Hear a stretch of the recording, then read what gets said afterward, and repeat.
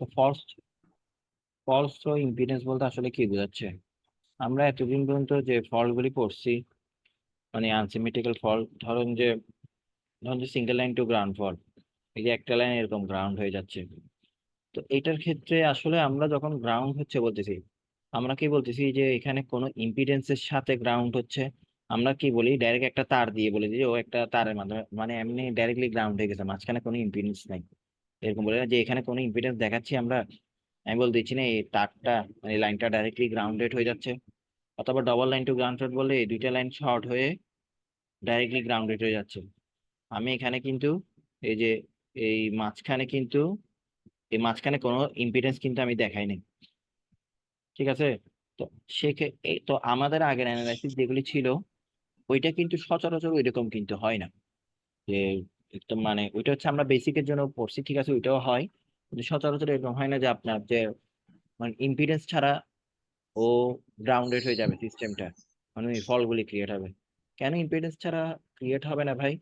কারণ ধরেন যে আপনার এই যে এটা একটা তার, ধরেন যে তিনটা ফেজ আমরা কি জানি যে মানে বিভিন্নভাবে কানেক্টেড হয়ে আপনার টাওয়ার দিয়ে কানেক্টেড হয়ে গ্রাউন্ডের সাথে কানেক্টেড থাকে, এরকম না? আমরা কি তিনটা তার এরকম এসে টাওয়ার দিয়ে হয়ে গ্রাউন্ডের সাথে কানেক্টেড থাকে না? Yes sir. তো আমরা যখন আসলে মানে আনসিমেট্রিক্যাল ফল বলতেছি বা আহ, কি বলা যায়, সিঙ্গেল লাইন টু গ্রাউন্ড ফল বলতেছি, এটা আসলে কেমনে হয়? যে এই একটা তারের সাথে আপনার এই যে টাওয়ার যেটা আছে, টাওয়ারের মধ্যে একটা আর্কিং ক্রিয়েট হয়। এই যে এখানে একটা আর্কিং ক্রিয়েট হয় টাওয়ারের মধ্যে।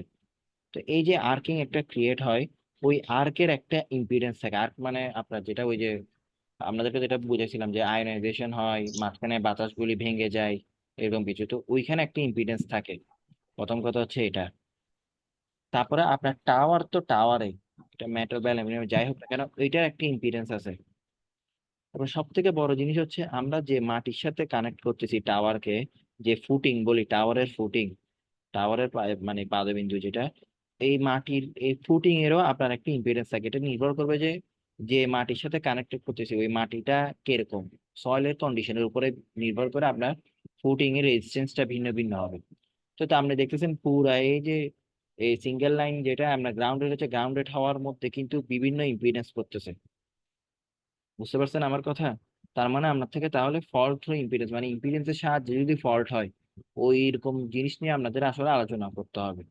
তো এটা আসলে ডিফিকাল্ট কিছু না, আমরা আগের আলোচনাগুলিতে আসলে ফল্ট ছাড়া, ইম্পিডেন্স ছাড়া ফল্ট অ্যানালাইসিস করছি। ওই জায়গায় আমরা জাস্ট একটা ইম্পিডেন্স বসাই দিব, ইম্পিডেন্স বসে আমাদের অ্যানালাইসিসটা করবো। যেমন এখানে দেখেন, এই যে থ্রি ফেজ ফল্ট দেখাচ্ছি, যেটা সিমেট্রিক্যাল ফল্ট।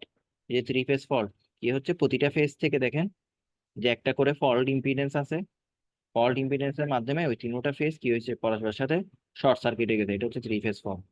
তারপর যে single line to ground fault দেখেন যে একটা লাইন থেকে এই ফল্ট ইম্পিডেন্সের মাধ্যমে গ্রাউন্ডের সাথে কানেক্টেড হয়েছিল, এটা হচ্ছে single line to ground fault through impedance.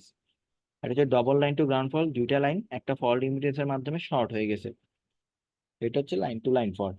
R double line to ground fault বললে দুইটা লাইন শর্ট হয়ে একটা ফল্ট ইম্পিডেন্সের মাধ্যমে গ্রাউন্ডেড হয়ে গেছে। তো এটা হচ্ছে আপনার মানে মানে ফল্ট ইম্পিডেন্সের হাইপোথেটিক্যাল আপনি চিন্তা করতে পারেন, কিন্তু হাইপোথেটিক্যালি এরকম চিন্তা করতে পারেন যে ইম্পিডেন্সের সাহায্যে এইভাবে ফল্টটা ক্রিয়েট হচ্ছে। তো তারপরে এই জিনিসটা যারা গতকালকে ক্লাস করছে তারা বুঝবে আর কি। আমি জানি না, সাদেক তো মনে হয় গতকাল ক্লাসে টিউশনিতে ছিল নাকি জানি না, 10টার পরে। অথবা জয় তো ছিল প্রেজেন্ট, জয় হইলো বুঝার কথা যে আমরা থ্রি ফেজ ফল্টকে আমরা, যেহেতু এটা ব্যালেন্স সিস্টেম, থ্রি ফেজ ফল্টের কারণে সিস্টেম ডান ব্যালেন্স হয় না, তাই ওইটাকে শুধুমাত্র পজিটিভ সিকোয়েন্স নেটওয়ার্ক দিয়ে দেখাইছি। কিন্তু যখন আমরা single line to ground fault বলি, তখন আমরা কি করি, তিনটা সিকোয়েন্স নেটওয়ার্ককে সিরিজে কানেক্ট করি। এই দেখেন পজিটিভ সিকোয়েন্সের সাথে negative sequence, negative sequence, zero sequence, এগুলি সিরিজে কানেক্টেড। সিরিজে কানেক্টেড করলে আমরা সিঙ্গেল লাইন টু গ্রাউন্ড ফল্টটাকে আমরা এভাবে অ্যানালাইসিস করতে পারি। লাইন টু লাইন ফল্ট হচ্ছে পজিটিভ সিকোয়েন্স আর নেগেটিভ সিকোয়েন্সটা প্যারালি কানেক্টেড। হ্যাঁ, এখানে কোনো আপনার জিরো সিকোয়েন্স নেটওয়ার্ক থাকে না। আর ডবল লাইন টু গ্রাউন্ড ফল হচ্ছে তিনোটা সিকোয়েন্স কি আপনার এই তিনোটা সিকোয়েন্স হচ্ছে প্যারালালি কানেক্টেড। ঠিক আছে? তো আপনার এতটুকুর পরে তো এখন আপনাদের কি এখানে কি চেঞ্জটা হয়েছে শুধুমাত্র, মানে এই আগে সার্কিটের থেকে দেখেন যে আগে যদি আমরা থ্রি ফেজ ফল্ট বলতাম, শুধুমাত্র ফল্ট বলতাম, তাহলে ওইখানে শুধুমাত্র একটা পজিটিভ সিকোয়েন্স নেটওয়ার্ক থাকতো। এখন যেহেতু আমি বলতেছি ফল্ট থ্রু ইম্পিডেন্স, তাই এখন এখানে কি আছে, একটা পজিটিভ সিকোয়েন্স নেটওয়ার্কের সাথে একটা ইম্পিডেন্স আছে, ফল্ট ইম্পিডেন্স ওই অ্যানালাইসিসের সার্কিটে। তারপর আমি যখন বলতেছি যে আপনার যে single line to ground fault, তখন দেখেন তিনটা সিকোয়েন্স নেটওয়ার্কে আমরা সিরিজে কানেক্টেড করছি। তারপরে দেখেন এখানে একটা ফল্ট ইম্পিডেন্স আছে, ফল্ট ইম্পিডেন্সটা আপনার ফল্ট ইম্পিডেন্স দিয়ে ও আবার সিরিজে কানেক্টেড হয়েছে জিরো সিকোয়েন্স নেটওয়ার্কটা। এখন আমার কোয়েশ্চেন আবার আগের মতো, যে এটা দেখেন ফল্ট ইম্পিডেন্সটা কেন 3 গুণ দিছি, কারণ আমরা জানেন যে কোনো নিউট্রাল বা কোনো কিছুকে আমরা যখন একটা ইম্পিডেন্সের মাধ্যমে যখন গ্রাউন্ডে কানেক্টেড করি, ওইটার মধ্যে দিয়ে যদি জিরো সিকোয়েন্স কারেন্ট ফ্লো হয়, জিরো সিকোয়েন্স কারেন্ট সাধারণত 3 গুণ ফ্লো হয়। তো আমরা নিউট্রাল কারেন্টটা দেখানোর জন্য আমরা জিরো সিকোয়েন্স কারেন্টকে I0 ধরে এই ইম্পিডেন্সটাকে 3 গুণ ধরে দেখাইতাম। এখানেও সেম, এটা যেহেতু ফল্ট ইম্পিডেন্স, এটা যেহেতু আমরা সিস্টেমকে গ্রাউন্ডের সাথে কানেক্টেড করাচ্ছে, তাই এটাকেও আমরা কি করছি, যে 3ZF দেখাচ্ছি। আবার এখানে দেখেন, এখানে কিন্তু ZF-টাকে আমরা 3 দেখাচ্ছি না। কেন দেখাচ্ছি না, কারণ এটা হচ্ছে লাইন টু লাইন ফল্ট। এখানে এই দুইটা লাইন শর্ট হয়েছে যে, কিন্তু এই দুইটা লাইন গ্রাউন্ডেড হয়নি। গ্রাউন্ডেড না হওয়ার কারণে আমরা এখানে 3ZF দেখাইনি। এখানেও যদি দেখেন, এখানে আমরা 3ZF দেখাচ্ছি। কেন দেখাচ্ছি জিরো সিকোয়েন্স নেটওয়ার্কের সাথে 3ZF, কারণ এখানেও আপনার সিস্টেমটা double line to ground fault, মানে ফল্টটা গ্রাউন্ডের সাথে কানেক্টেড করবে ZF এর মাধ্যমে। তাই 3 গুণ জিরো সিকোয়েন্স কারেন্ট গুলো হবে। তাই জিরো সিকোয়েন্স কারেন্টকে 1 গুণ দেখাই, ইম্পিডেন্সটাকে 3 গুণ দেখাই দিই, ফল্ট ইম্পিডেন্সটাকে। তো এরপরে আপনারা এইরকম চিত্রটা এঁকে এরপর এখন যখন অ্যানালাইসিস করবেন, এক্ষেত্রে অ্যানালাইসিস আগের মতোই সেম।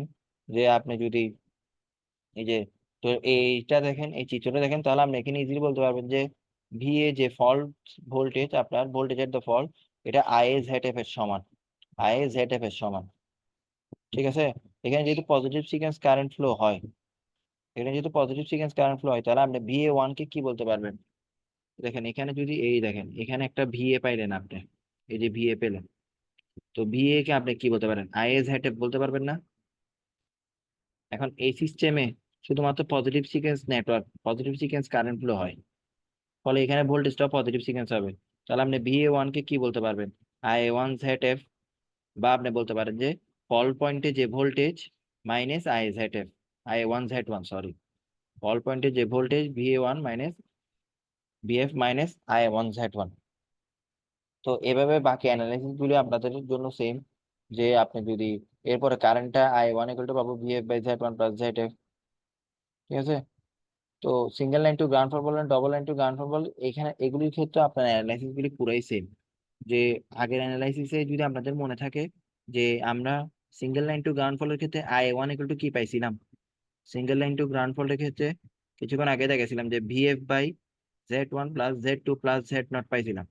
কিন্তু এখানে এডিশনাল একটা কি যোগ হয়েছে, 3ZF যোগ হয়েছে না এখন, তাই আপনার নিচেও এখানে একটা এডিশনাল 3ZF যোগ হবে। ঠিক আছে, তারপরে লাইন টু লাইন ফল্টের ক্ষেত্রে আমরা কি জানি, যে লাইন টু লাইন ফল্টের ক্ষেত্রে I1 ইকুয়াল টু কি আপনার, বলেন না, লাইন টু লাইন ফল্টের ক্ষেত্রে I1 ইকুয়াল টু কি?